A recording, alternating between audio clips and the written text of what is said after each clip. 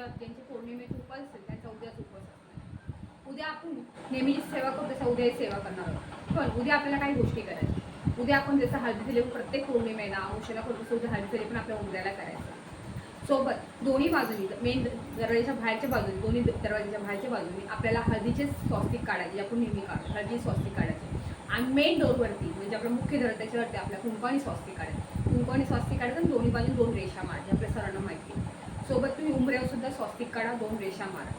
अजून आपल्याला किचनचा जे आपला किचन गॅसच्या वरती समोर जी आपली किचनची भिंत असते तिथे आपल्याला कुंकवानी स्वस्तिक काढायचे. तिथेही स्वस्तिक काढून तिथे हळदी कुंकू लावा, अक्षता लावा आणि ओवाळा अगरबत्ती धूप दाखवा. आपल्याला अजून एक स्वस्तिक काढायचं आपल्या देवघरामध्ये काढा. देवघरामध्ये तुम्ही कुंकवानी स्वस्तिक काढा.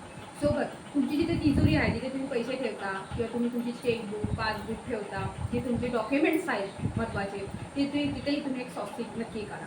तुमचं सोबत जिथे तुमचे कपाट आहे तिथेही तुम्ही स्वस्तिक काढलं तिथेही खूप छान राहील. आणि त्या सगळ्यांना जिथे आपण स्वस्तिक काढले तिथे हळद कुंकू अक्षता व्हायचे.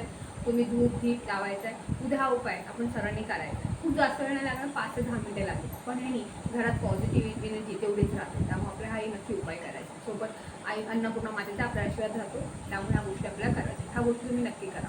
उद्या पौर्णिमा आहे त्यामुळे सगळ्या सेवा करायच्या. भरपूर सेवा करणार त्यातली छोटीशी सेवा नक्की करा. मग चांगले रिझल्ट येईल. जय स्वामी.